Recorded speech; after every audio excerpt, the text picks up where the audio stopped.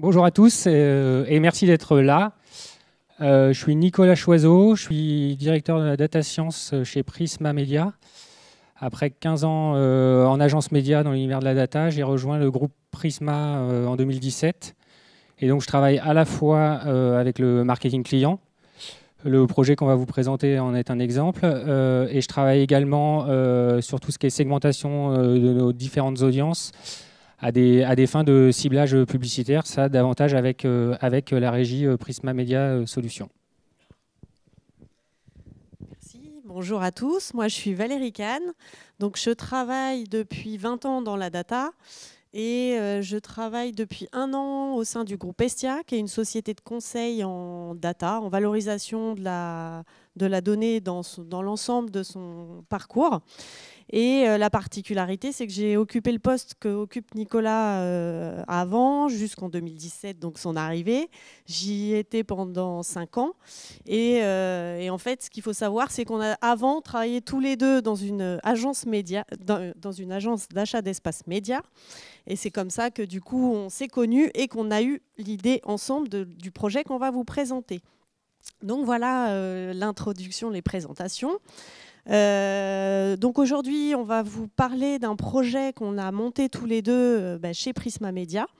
On était parti du constat que, de façon assez traditionnelle finalement dans les entreprises, on a tendance à attribuer à une action marketing ou digitale ou autre l'impact de cette action à un seul levier de communication. Par exemple, en digital, il y a une méthode qui est assez commune qui s'appelle le last click. Donc, c'est-à-dire qu'on va attribuer l'impact d'une vente, par exemple, au dernier contact digital que le client a eu avant d'acheter. Or, nous, en fait, fort de notre expérience en agence publicitaire, on s'est dit que c'était peut-être un peu réducteur et on a voulu mettre en place une méthode qui permette d'attribuer à plusieurs leviers marketing et à répartir finalement un impact à plusieurs leviers marketing. Donc comment c'est né tout ça en fait?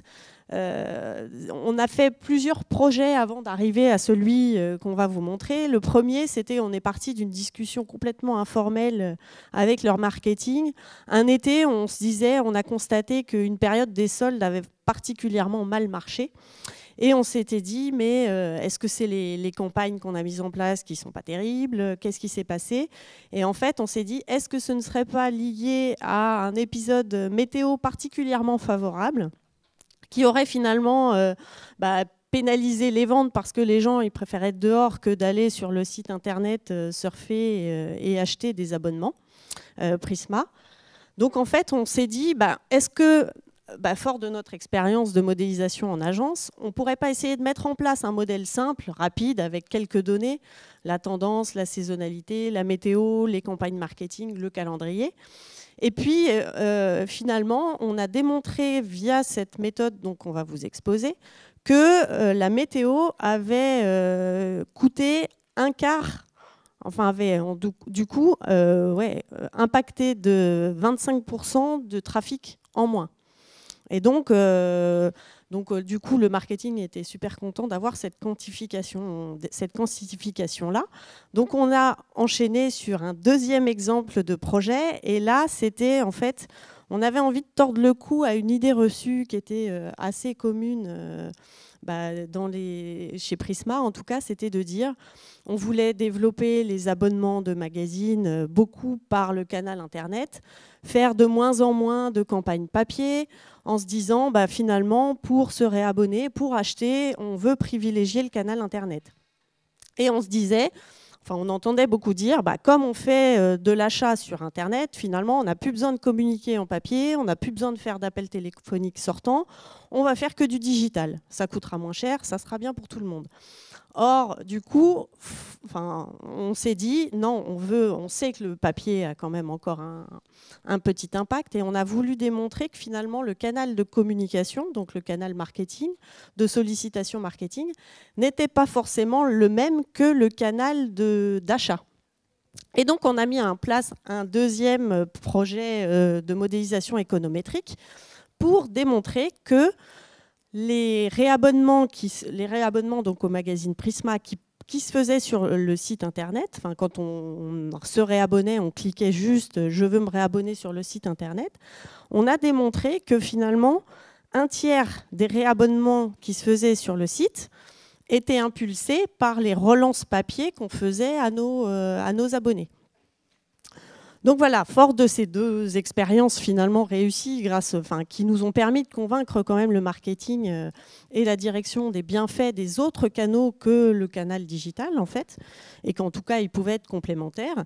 On a lancé ce projet qu'on va vous montrer, qui finalement est un projet plus large qui va nous servir de mesure de performance de l'ensemble des actions médias, marketing, donc qu'elles soient print, digital, téléphonique, enfin tous les canaux confondus, sur des ventes d'abonnements.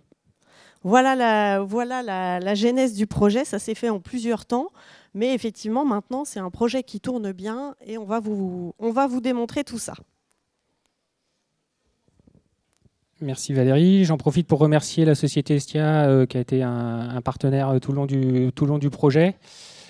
Quelques éléments de contexte. Je suis sûr que vous êtes tous en contact avec des marques du groupe Prisma sans forcément les connaître. Depuis 40 ans, Prisma est le groupe numéro 1 à la fois en print et en digital. On peut y retrouver une vingtaine de marques extrêmement connues, Géo, Capital, Gala, Voici. Aujourd'hui, on touche 41 millions de Français tous les mois, aussi bien sur des supports papier, mais également sur nos sites, nos applications et à travers nos newsletters. Aujourd'hui, on a un site e-commerçant. Notre site e-commerçant, je suis passé directement sur notre site e-commerçant. Aujourd'hui, notre site e-commerçant, c'est les ventes sur lesquelles on a mené le projet. Le site e-commerçant, on va y retrouver à la fois les magazines du groupe Prisma, alors en abonnement ou en vente au numéro. On va retrouver également des ventes de magazines d'éditeurs tiers. Et également, c'est une boutique de tous les produits culturels des éditions Prisma, le calendrier Géo par exemple. Et donc c'est un site qui représente un peu plus de 310 000 visites par mois. Et donc c'est sur ce trafic sur le site et sur ce chiffre d'affaires qu'on a été mettre en place notre approche de modélisation économétrique. Merci. Je vais vous parler rapidement du groupe Estia auquel je fais partie. Donc c'est une société qui a été créée il y a 8 ans. Donc au départ, c'était 2 personnes. Aujourd'hui, on est plus d'une centaine. Et en fait, c'est une société qui travaille essentiellement la data. Et donc, son objectif, c'est vraiment de transformer et surtout valoriser la donnée. Donc, en fait, on a pas mal de clients grands comptes dans plusieurs secteurs qui sont la banque, l'assurance, le retail, les médias, le transport, l'énergie, etc. Et puis finalement, on va travailler concrètement autour de 6 offres principales qui vont être pilotées. Donc c'est piloter tous les indicateurs de performance de l'entreprise. Donc ça va passer par beaucoup de reporting, dashboard, data-viz, BI, etc. On va dire qu'on a une offre aussi comprendre, c'est comprendre les données de l'entreprise, comprendre les comportements clients, les parcours clients, les process, etc. Donc c'est tout ce qui est connaissance client par exemple. Après, on va avoir une offre communiquée. Donc communiquer, c'est tout ce qui va être gestion de campagne, mesure de performance des campagnes, donc c'est routage, ciblage, etc. L'offre prévoir, finalement, c'est tout ce qui va toucher à la prédiction de comportement, c'est vraiment améliorer la prédiction des données. Donc c'est tout ce qui est data mining, etc., data science. Et puis on a les 2 dernières offres qui vont plus être autour de projets ou de fonctions plus transverses. On va dire gérer, c'est tout ce qui est de la gestion de projet. Et puis transformer, c'est transformer les structures, transformer les architectures de données, transformer, la façon de... Donc ça peut être vraiment de la conduite de changement aussi au sein des entreprises. Voilà pour le groupe Estia. Donc ouais, je relaisse la main à Nicolas qui va vous parler concrètement de Prisma Shop et des canaux de contact. Donc notre site Prisma Shop, aujourd'hui, il est animé par une stratégie marketing multicanal. Derrière, on déploie tout au long de l'année différentes opérations marketing à travers de multiples canaux. Je vous ai listé là l'ensemble des stimuli d'activation qu'on peut déployer sur notre site à destination de nos prospects, à destination de clients, à destination de vente cross. Donc on va retrouver tous les leviers qu'on a l'habitude de voir en digital, mais on peut également déployer des leviers médias plus traditionnels à travers des campagnes de télé. On a également, bien entendu, l'envoi de courrier print, un service téléphonique pour aller démarcher les clients. Et donc, quand on déploie l'ensemble de ces campagnes et qu'on se place à la place du client, rapidement, on arrive au constat que attribuer 100% de l'efficacité d'une vente au display parce que derrière, j'ai tracé via des outils d'analytics que la dernière action qui avait été faite avant de convertir sur le site, c'était une exposition à une bannière display. On s'est rapidement aperçu que, vu toutes les animations marketing qui avaient lieu en cours d'année, c'était assez réducteur. Donc rapidement, on a posé le constat effectivement sur la mesure de la performance que l'on avait. Donc très longtemps chez Prisma, ce qu'on avait, sur l'ensemble des canaux, on avait ce qu'on appelle le code marketing, où là on attribue à chacune des opérations, aussi bien en print, en mailing, au téléphone, on va finalement associer un code marketing qu'on va retrouver qu'on va associer à la vente. Et derrière, on va attribuer 100% de la vente a été réalisée grâce à cette action marketing. Donc ça, c'est déjà c'est assez réducteur. Et la deuxième façon dont on pilotait les actions, c'était à travers les outils digitaux, où là, on avait deux types de manières de faire. On avait l'attribution basique, où on retrouvait des modèles d'attribution de first click ou de last click, mais encore une fois, 100% du CA, 100% de généré était attribué à une seule action marketing, ou alors des modèles un peu plus poussés, mais qui étaient finalement plein d'a priori, où on définissait le poids de chacune des actions marketing dans la vente par une forme prédéfinie dans l'outil, des formes linéaires, des formes de decay, en disant que plus on est proche de la vente, plus on va accorder d'importance à l'action marketing. Mais toujours dit-il qu'on était assez peu satisfait de la manière dont on raisonnait. Et c'est après avoir fait ce constat qu'on a décidé de construire nos propres modèles d'attribution complètement développés de manière ad hoc. Donc derrière, on va le voir par la suite, on récupère des données d'historique pour pouvoir vraiment mettre en regard les actions marketing que l'on déploie toute l'année sur le site Prisma Shop en regard de trafic, de chiffre d'affaires. Mais on voulait vraiment pouvoir quantifier l'ensemble des leviers marketing auxquels finalement notre client, notre prospect est exposé tout au long de l'année. Donc en fait, que permettent ces modèles économétriques en fait, ils vont permettre de lire et d'estimer l'effet, non seulement, comme le disait Nicolas, de tous les facteurs internes, donc c'est-à-dire quand vous avez un indicateur de performance, si on prend des ventes par exemple, en fait, Prisma, enfin la société, va mettre en place et contrôler tout un tas de facteurs internes qui vont être la promo, les médias, les prix, la diffusion, etc. Mais en fait, il y a également tout un tas de facteurs externes qui peuvent influer sur ces indicateurs de performance. Les facteurs externes, ça va être des facteurs comme la météo, comme le calendrier, les vacances scolaires, etc., comme les concurrents. Quand les concurrents communiquent ou font des actions promo, ça peut avoir aussi des impacts sur vos ventes. Et donc, en fait, la modélisation économétrique, elle permet de lire tous ces effets. Et ce qu'elle permet en plus, c'est de se dire, et la difficulté de tout cet écosystème, c'est que finalement, Les effets peuvent être joués en même temps et du coup interagir les uns avec les autres. Quand on fait une campagne promo, on va en même temps faire une campagne média et puis ça peut être face à des concurrents. Donc tout ça, ça interagit en même temps. Et puis quand on fait une campagne, prenons de la télé par exemple, on sait que l'effet de la télé ne va pas avoir un impact immédiat sur des ventes. Les ventes liées à la télé vont être un peu décalées dans le temps. Donc l'effet de la télé, on va parler de rémanence, va avoir un impact sur du court, moyen ou long terme. Et c'est du coup l'effet décalé. Donc la modélisation économétrique, elle nous permet de tenir compte à la fois de la synergie qu'il peut y avoir, enfin en tout cas de l'interaction, de la simultanéité qu'il peut y avoir entre deux actions, et elle nous permet de lire aussi cet effet décalé dans le temps.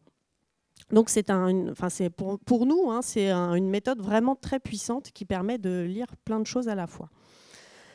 Donc, qu'est-ce qu'elle permet aussi? C'est qu'en fait, si on se base sur les indicateurs de performance, à partir du moment où finalement on a de la donnée et on a plusieurs points de données dans le temps, on va pouvoir lire et estimer des impacts sur différents indicateurs de performance. Par exemple, on va pouvoir lire ce qui se passe sur un nombre de clients, sur du chiffre d'affaires, sur de la notoriété, sur des appels aux services clients, etc. Bref, dès qu'on a des chiffres, finalement, dès qu'on a de la data, on va pouvoir être capable d'estimer des impacts sur chacun de ces leviers-là.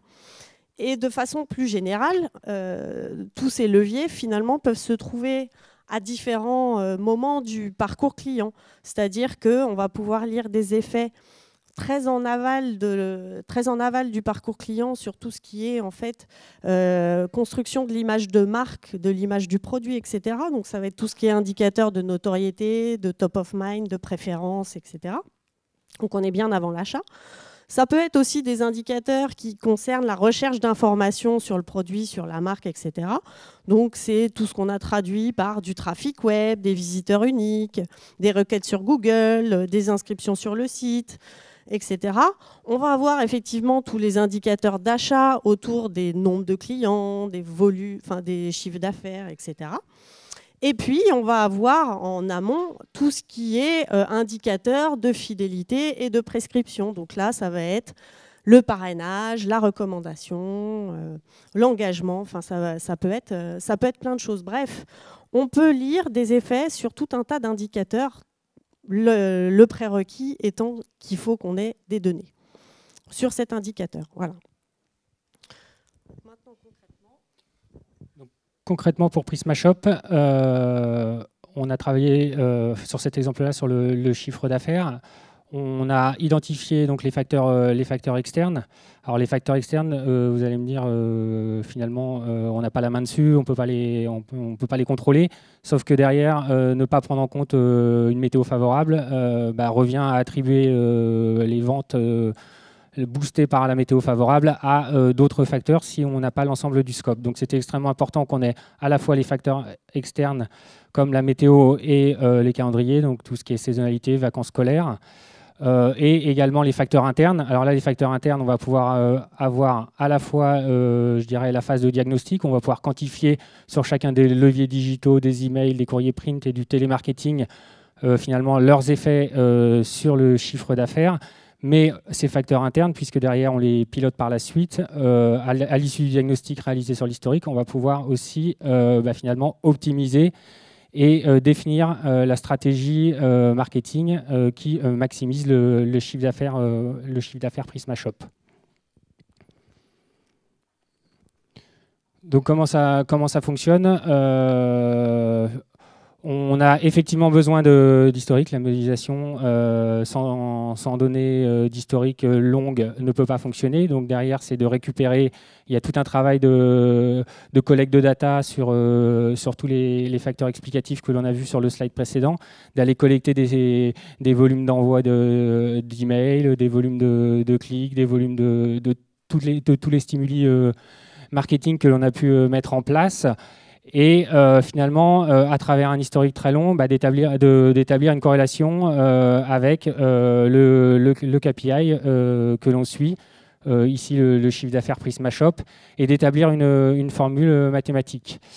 Au niveau ce qui est très important au niveau du choix du modèle, alors bien entendu, il y a le choix du modèle est établi sur des critères statistiques à travers plein de tests statistiques, mais il y a également des échanges, il y a eu des échanges récurrents avec le service marketing pour que derrière le modèle s'inscrivent aussi dans une logique marketing, notamment au niveau des actions marketing. Dans les échanges, on peut s'apercevoir bien souvent que certaines corrélations qu'on voit ne sont pas logiques d'un point de vue marketing, et dans ce cas-là, ça redemande un retravail entre les data scientists chez nous et puis les équipes marketing pour, in fine, pouvoir établir à travers l'historique une décomposition. Dans la phase de diagnostic, on va pouvoir être en capacité à décomposer semaine par semaine sur l'ensemble des variables que je vous ai montré précédemment, semaine par semaine, finalement, l'effet que l'on estime sur le chiffre d'affaires Prisma Shop. Et donc, c'est vraiment dans cette phase. Aujourd'hui, on n'est pas dans une logique de prévision, de prédiction. C'est pas forcément. Il y a peut-être des méthodes où on pourrait être meilleur au niveau de la prévision, de la prédiction. Nous, on a insisté sur cette décomposition. C'est une méthode qui nous permet vraiment de pouvoir décomposer l'ensemble, semaine par semaine, l'ensemble des différents leviers marketing pour, on va le voir par la suite, avoir un diagnostic très précis de l'ensemble des actions marketing en termes de ROI. Dans la phase de collecte de la data, c'est un exemple qui illustre bien qu'on doit d'abord passer par de l'analyse descriptive. Là, on avait graphé finalement le chiffre d'affaires Prisma Shop en rouge, et puis le nombre de clics. Et on voit effectivement qu'on peut identifier, on le voit à l'œil nu qu'il y a de fortes corrélations. Derrière, il faut que tout ce travail nous permette d'identifier des possibilités de transformation des séries. Là, on voit effectivement qu'il y a un léger décalage entre le nombre de clics en affiliation et puis finalement la réalité que l'on observe sur le chiffre d'affaires. Donc tout le travail de collecte de la data qui consiste à vraiment transformer nos séries brutes que l'on aura collectées en séries qui seront plus ajustées avec la variable que l'on cherche à expliquer, le chiffre d'affaires ici.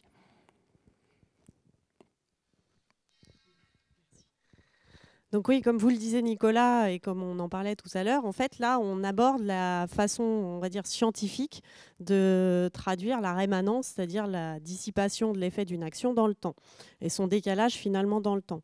Donc tout l'enjeu en fait du data scientist, ça va être de trouver la forme mathématique qui va permettre de transformer cette courbe en rémanence. Et donc là, on vous a mis l'exemple de deux courbes différentes qu'on a testées. Donc la première, c'est donc celle qui est en verte, c'est la courbe Broadbent, en fait, où on va se dire, quand on joue une action média, marketing, quand on joue une action, finalement, on va trouver que son impact maximal va avoir lieu quasi simultanément en même temps que l'action. Ça va être par exemple un email. Quand vous recevez l'email, en gros, vous avez tendance à aller cliquer tout de suite. Si l'indicateur de performance qu'on lit, c'est du clic, entre l'envoi de l'email et le clic, ça va se faire quasi simultanément. Et puis finalement, il va y avoir encore des gens qui vont aller cliquer dedans, aller l'heure suivante, dans les 2 heures qui suivent. Et finalement, en fait, on va avoir une forme décroissante. On va avoir un pic maximal tout de suite. Et puis après, l'effet va décroître progressivement dans le temps. Alors à plus ou moins rapidement, mais en tout cas, l'effet sera maximal tout de suite. Ça, c'est la première caractéristique de la forme. Et puis, on a une deuxième forme, donc la forme gamma.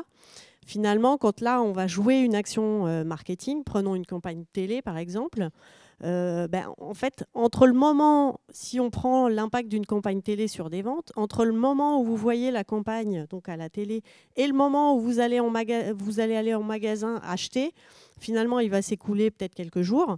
Et du coup, l'effet maximal de la télé se lira quelques jours après sa diffusion à la télé. Et du coup, c'est la forme bleue, où on voit que finalement, il y a un décalage entre l'effet maximal et le moment où on a joué vraiment la campagne.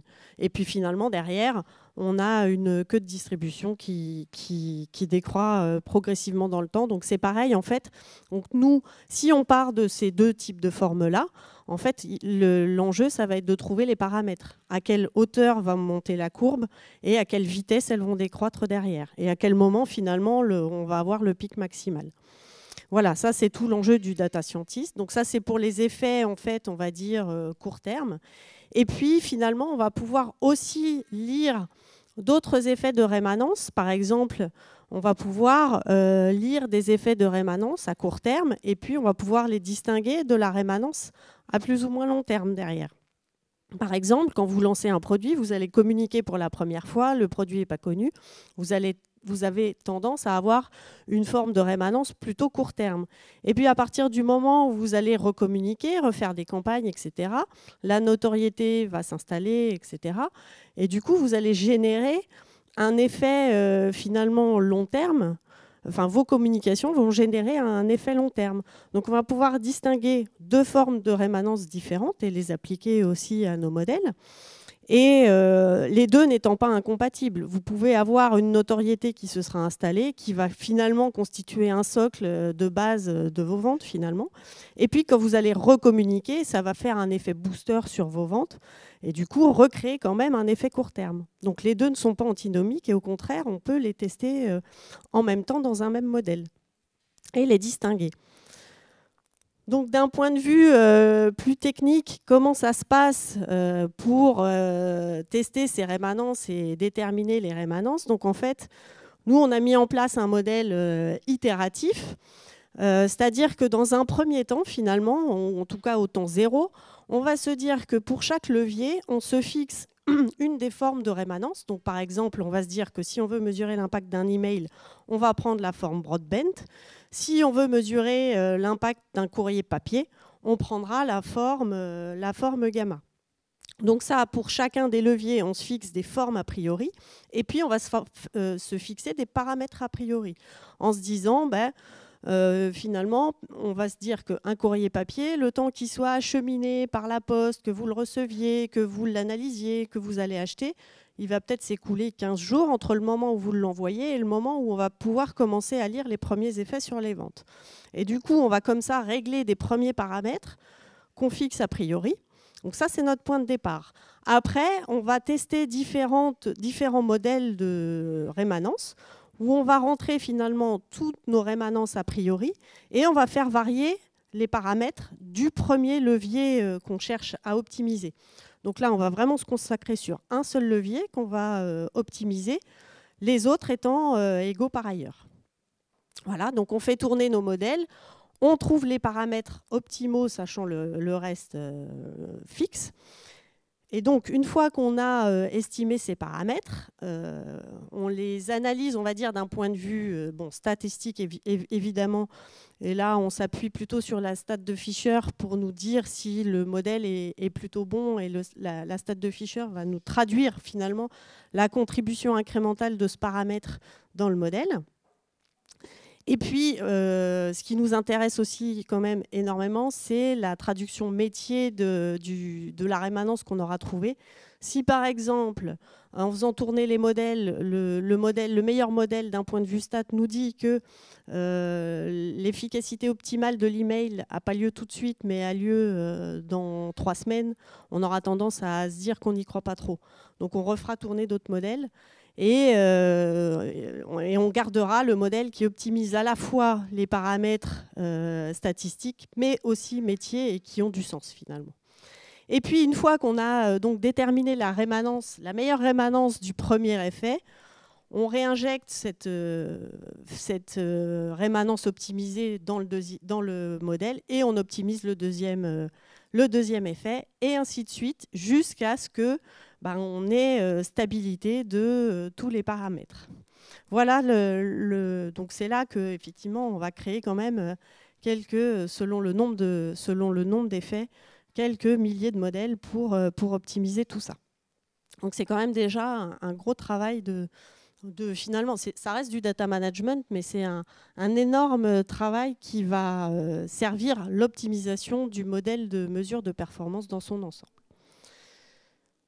Donc à la fin, une fois qu'on a déterminé pour chacun des leviers toutes nos rémanences, on va traduire ça d'un point de vue métier. Et finalement, ce qu'on va garder comme indicateur pour justement challenger nos rémanences, ils vont être de 3 ordres. On va se dire que ce qui nous intéresse d'un point de vue métier, c'est de savoir à partir de quand on va lire un premier effet de notre action marketing. Donc si je prends par exemple la courbe rose, qui est la courbe de l'email, on va se dire que dès qu'on envoie un email, on va lire un effet sur les ventes en ligne, par exemple, tout de suite, dès la première semaine.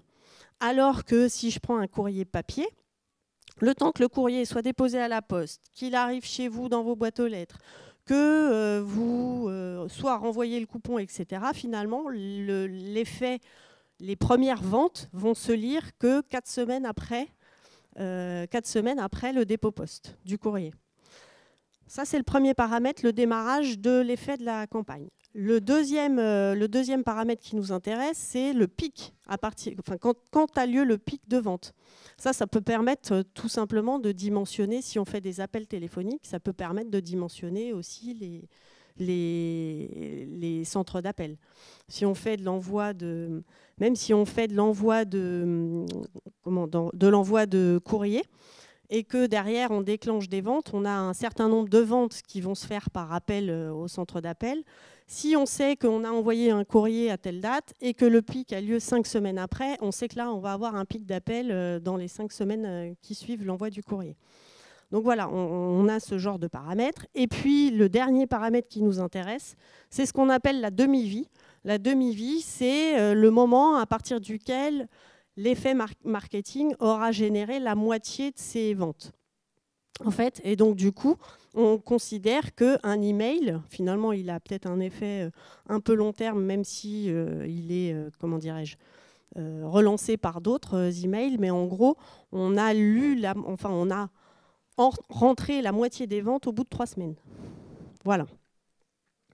Voilà concrètement comment se traduisent les rémanences et leur traduction mathématique.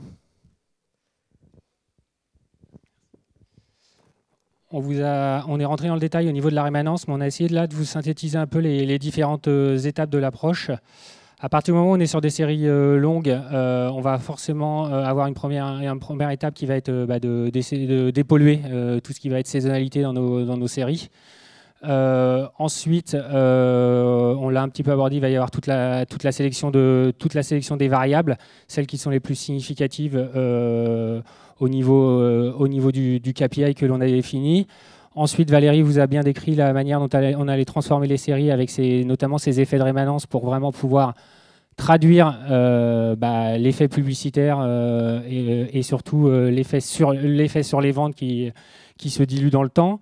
On va également avoir une estimation de la tendance. Il est important de dépolluer derrière si on est sur un magazine qu'on est en train, par exemple, de lancer. Forcément, on va avoir une tendance haussière très forte au départ.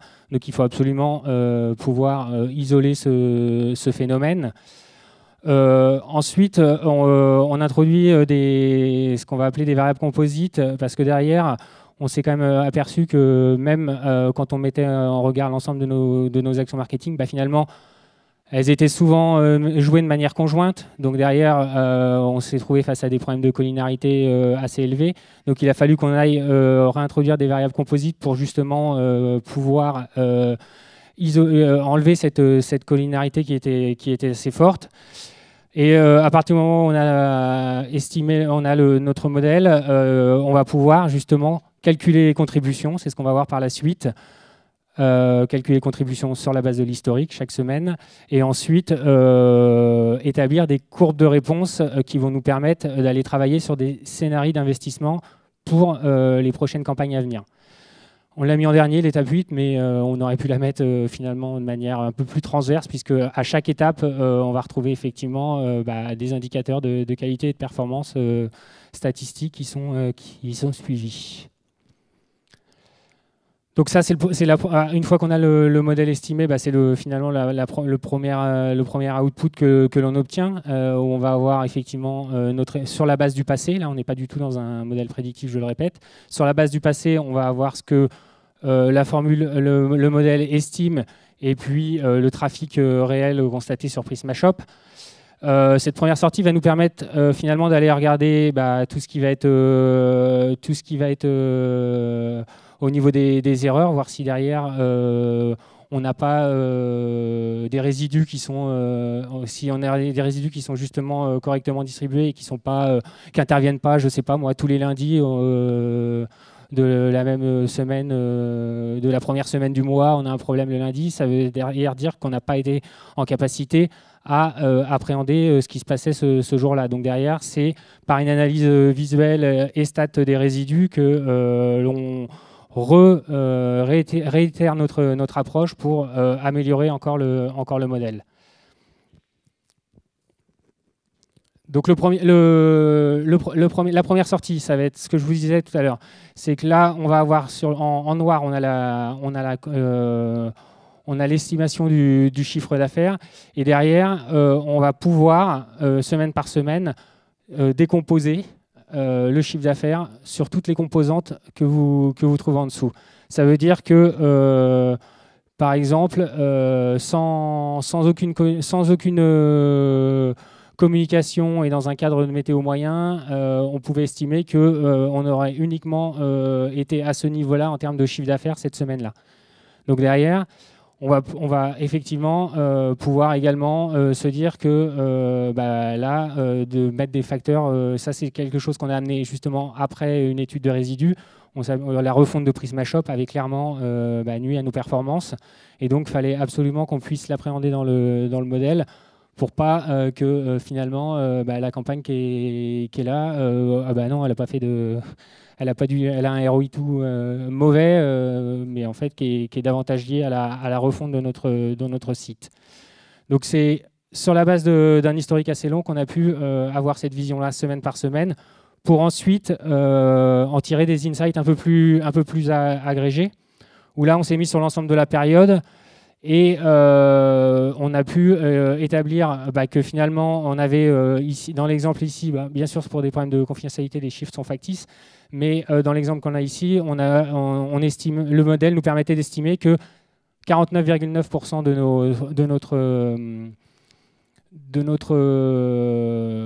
notre chiffre d'affaires était lié aux actions marketing, et que finalement, sans action marketing sur cette période-là, on n'aurait fait que 50,1% des ventes.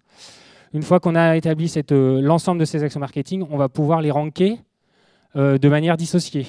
Donc les 49,9%, on va pouvoir lire que les courriers ont contribué à 26% de notre chiffre d'affaires, l'emailing a contribué à 20%, le call center à 2,3% et les levées digitaux à 1,6%. On a en fait, j'insiste sur le fait qu'on a vraiment développé des modèles en fonction aussi de les clients, les prospects, parce que derrière, en termes d'activation, marketing, un client et un prospect, on va pas avoir forcément les mêmes leviers d'action pour les retoucher. Donc il était important de pouvoir dissocier ces deux types de ventes pour derrière pouvoir mieux optimiser. Une fois on avait vu précédemment qu'on rankait nos actions marketing et notamment le digital, on va être en capacité à finalement aller éclater l'ensemble de la contribution digitale sur la période sur les différentes actions marketing que l'on a menées. Donc on va retrouver l'affiliation, le CEA, le SEO, Facebook et tout ce qu'on a fait en termes de digital. Et on va être. Alors là, on vous a vu un exemple. Par exemple, on est sur le Q1 2017. À partir du moment où on a cette décomposition hebdomadaire, on est en capacité à raisonner par campagne ou à isoler les périodes que l'on souhaite vraiment étudier et focuser.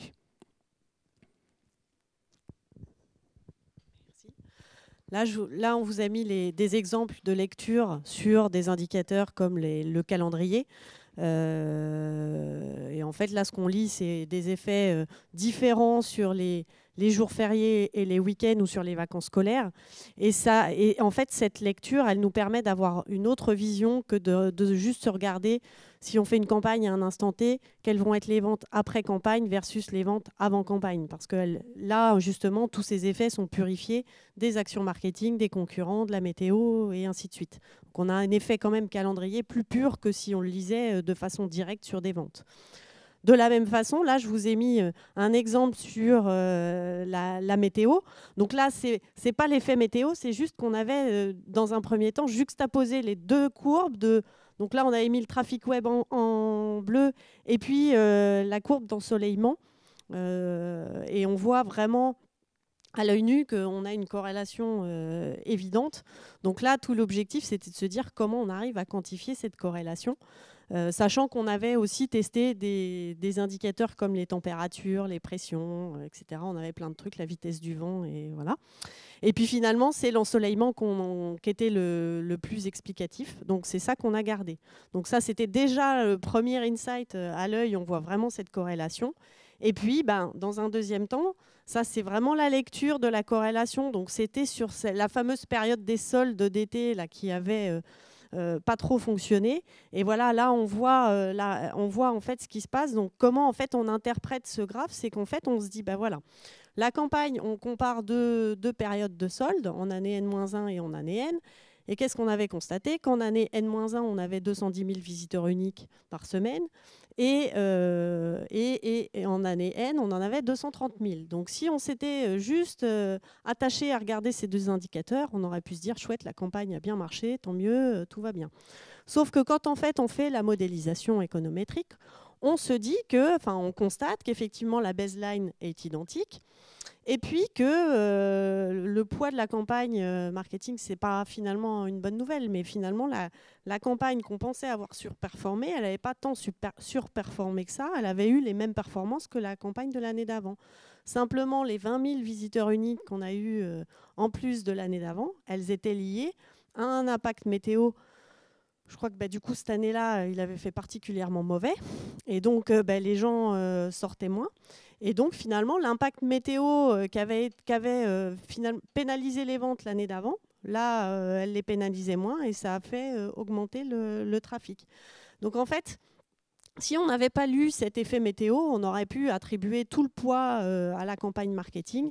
Donc là, ce n'était pas forcément bon pour le marketing, mais ça peut aussi marcher à l'inverse et ça permet de redonner finalement à chaque levier, à chaque poids, sa véritable influence.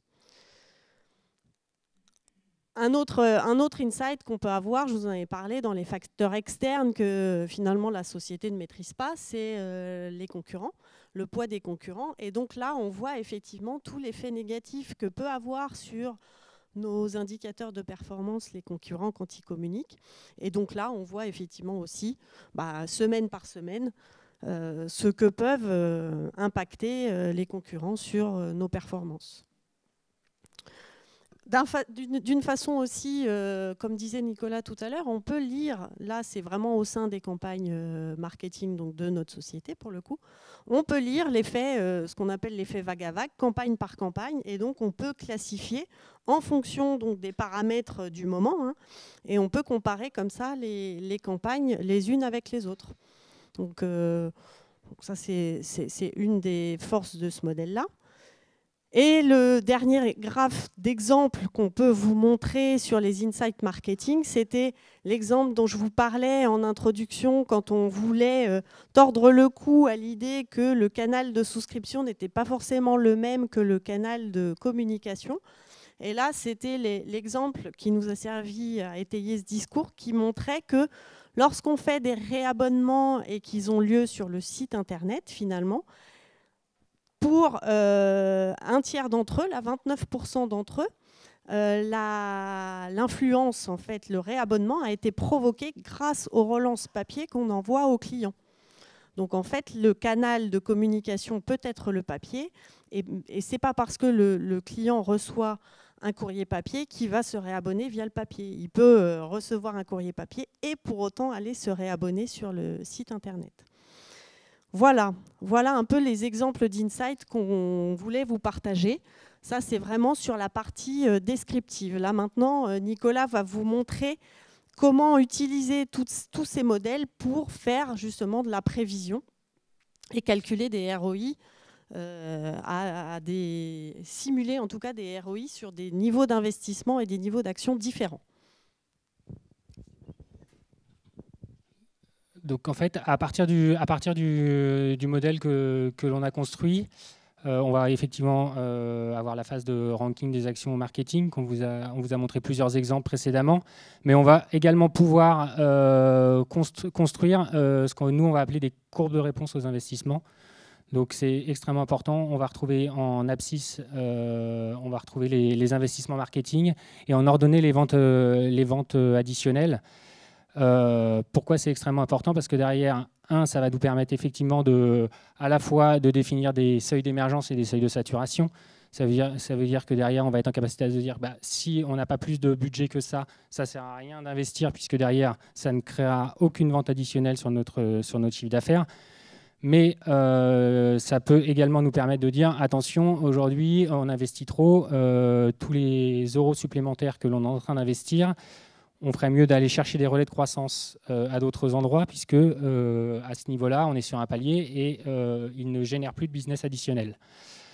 Ça permet également, parce que finalement, quand on établit ce diagnostic, le ROI, très bien, on peut ranker, on va se dire que finalement, l'email marketing est le plus efficace, mais ce n'est pas parce que l'email marketing est le plus efficace que la reco qui doit suivre, c'est je vais investir forcément sur l'email marketing. Parce que derrière, si aujourd'hui, même si l'email marketing est très efficace, mais qu'il se situe là, alors qu'on aura un display moins efficace, mais qui aura encore du potentiel, la reco, ce ne sera pas de dire on va investir un peu plus sur les email marketing. La reco, ça sera d'aller chercher du relais là, sur le display, puisque derrière, on identifie du potentiel. Et donc, en fait, ce qu'on s'est employé, c'est de construire levier marketing par levier marketing, tout un tas de jeux de courbes de réponse pour pouvoir identifier finalement la réponse de mes investissements marketing sur mon chiffre d'affaires PrismaShop, sur chacun de mes leviers marketing mis en place. Et en fait, après, je vous ai mis un petit exemple didactique de la manière dont on fonctionne. Faut imaginer qu'on a une multitude de courbes de réponse et que c'est des machines qui le font et pas nous. Mais j'ai essayé d'un peu de schématiser comment ça fonctionne. C'est qu'en fait, après, en termes de scénario budgétaire, on va itérer, on va se dire... Finalement, si j'ai 2 leviers à jouer, où est-ce que j'ai intérêt à investir mon premier million? Je vais faire une comparaison entre le gain que j'ai ici et le gain que j'ai là-haut, les comparer. Et le premier million, je vais l'investir sur l'email. Ça paraît assez simple comme ça. Le deuxième million, je vais également comparer l'incrément que j'ai, mais entre le 1 et le 2, et toujours à ce niveau-là le 1. Et je vais le mettre sur l'email. Et la troisième, vous aurez compris un peu la mécanique, c'est que je vais repartir du potentiel que j'ai, sachant que j'ai déjà investi 2 millions sur les emails. Et donc, je vais aller comparer le gap entre 2 et 3 sur les emails versus toujours, puisque je n'ai toujours pas investi sur le display, le gap que j'ai à mettre un investissement sur le display. Et donc, finalement, si j'ai 1 million à dépenser dans ce petit exercice théorique, je le mettrai à 100% en email, 2 millions 100% en email. Et c'est à partir de 3 millions que j'ouvrirai à mes 2 leviers marketing en répartissant 2 tiers, 1 tiers.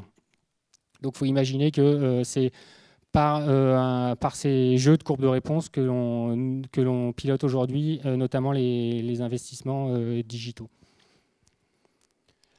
Avant de parler un peu des perspectives, aujourd'hui, comment c'est utilisé et des applications très concrètes, on a complètement revu notamment sur le réabonnement, notre rythmique de relance print sur les abonnements. On a changé un peu le phasing et ce qui nous a permis effectivement en de garder la même efficacité pour un tiers de courrier distribué en moins.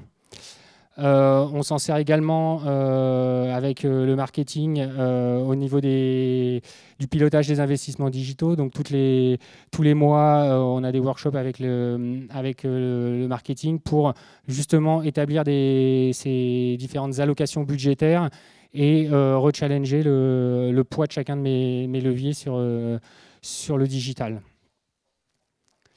En termes de perspective qu'on n'a pas encore utilisé aujourd'hui, on pourrait imaginer aujourd'hui on a quantifié, on connaît bien l'impact de la météo sur notre business. On ne l'a pas encore utilisé en termes d'orchestration et d'optimisation marketing. On pourrait très bien imaginer aller un cran plus loin et avoir des boosters météo, des boosters marketing que l'on déclencherait uniquement sur des périodes où on sait que derrière, la synergie entre la météo et le marketing sont excellents, et donc de pouvoir déclencher ce genre d'action dès qu'on est dans un cadre météo favorable. On pourrait également, alors ça on a déjà commencé, on le mettait dans les perspectives, mais on a déjà commencé, c'est ce que je vous disais, c'est derrière de pouvoir simuler les impacts. Mais l'avantage, c'est que maintenant, quand on reçoit un nouveau partenaire dans le digital, on peut tout de suite se dire, oui, on y va à tel budget, non, on n'y va pas si on n'est pas sur ce niveau de budget. Donc ça nous donne vraiment des billes aussi dans la négociation. Et enfin, pour aller effectivement un peu plus loin, ce serait de rajouter toujours plus de leviers marketing, et notamment tout ce qui est synergie et cannibalisation. Aujourd'hui, on a développé des modèles sur les prospects, sur les clients, mais derrière, on sait effectivement qu'un prospect qui devient client après, derrière, il y a quand même des effets de synergie entre ces différentes campagnes. Et donc, on pourrait aller un cran plus loin en travaillant vraiment sur ces synergies-là. Voilà, déjà merci à tous, et puis j'espère que vous avez des questions maintenant.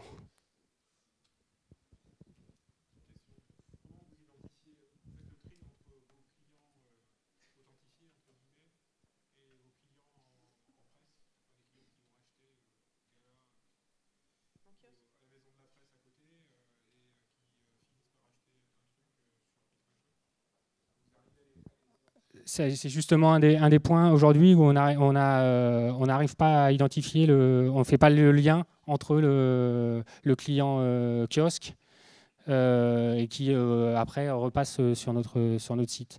Ou alors, sauf s'il est rentré par un code marketing mais il n'est pas obligé d'utiliser le code marketing qu'il a obtenu dans le kiosque en fait. C'est là où c'est une des difficultés que l'on a à réconcilier ces données-là, effectivement.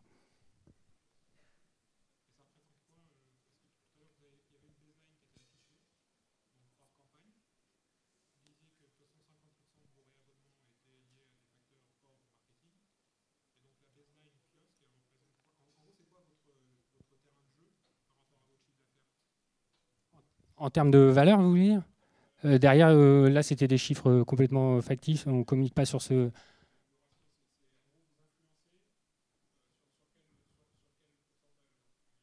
Au niveau du marketing, ce n'est pas forcément des éléments qu'on communique.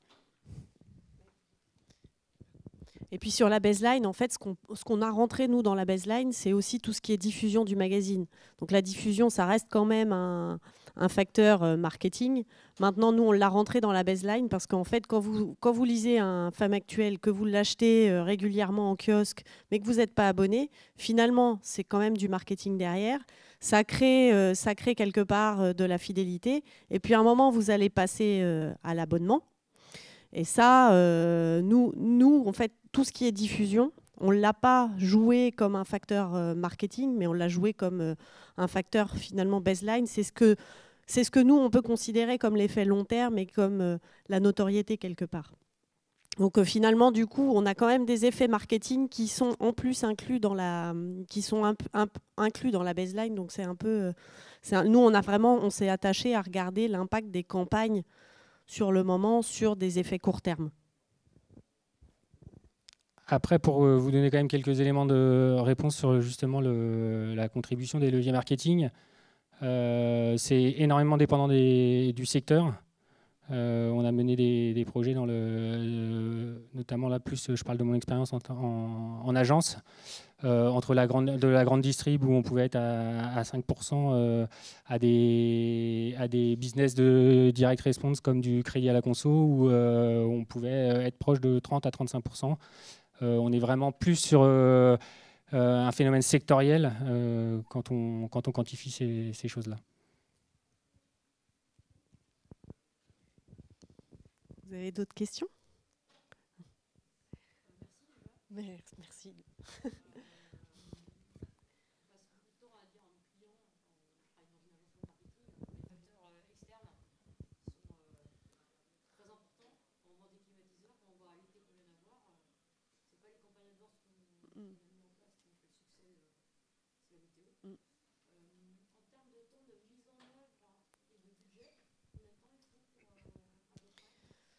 Bah, ça, j'ai envie de dire que c'est variable, ça dépend du nombre de données qu'on veut rentrer. Parce que quand je vous parlais du premier projet qu'on a mis en place, qui était assez simple, donc là, en fait, on repartait de zéro parce que la méthode n'avait pas été développée encore chez Prisma, donc il fallait reconstruire tous les modèles. Donc là, ça a été assez long de mise en œuvre.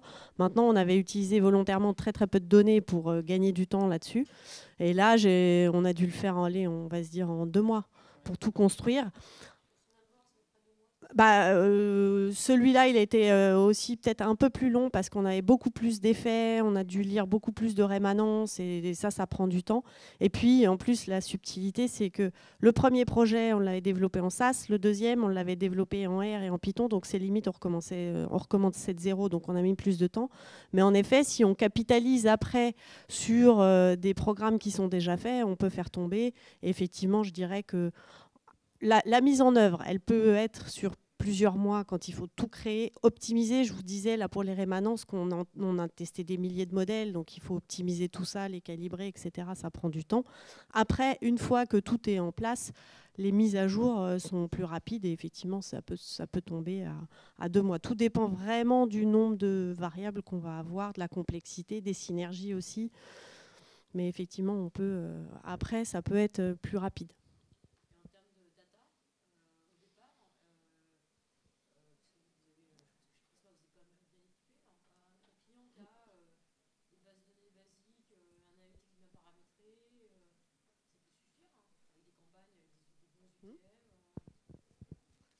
Oui, parce que moi, je vous ai dit, le premier modèle, on avait pris que des campagnes. Alors, on avait pris des campagnes print, des emails, et on n'avait même pas pris les campagnes téléphone, et on avait fait que des campagnes en vague à vague, finalement. Donc, et ça reste de la donnée agrégée. On n'est pas obligé de descendre à la donnée client pour travailler ça. Donc, Et en plus, aujourd'hui, on a quand même pas mal d'open data qui nous permettent de compléter tous les facteurs externes, la météo, sur certaines problématiques, on travaille avec des indicateurs de confiance des ménages, des choses comme ça. Donc, on récupère également de l'open data.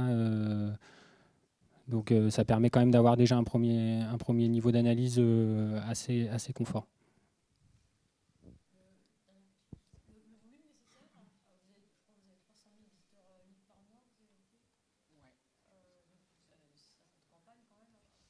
Alors, il y a un volume, je n'irai pas sur l'aspect volume parce que derrière, il y a aussi quand même un peu de variabilité.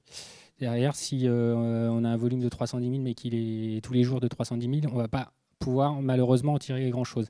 Donc la première étape, effectivement, c'est de grapher et de voir si on identifie quand même des vraies variations journalière dans le business pour que derrière on puisse justement aller expliquer ça par nos variables là, quoi. C'est davantage plus qu'un problème de volume intrinsèque. comme là, on est un peu short en temps. Si ça ne vous ennuie pas, on prend toutes les questions, mais on va peut-être le faire à côté pour laisser la place à nos successeurs si ça ne vous ennuie pas. Merci en tous, en tout cas, de votre attention.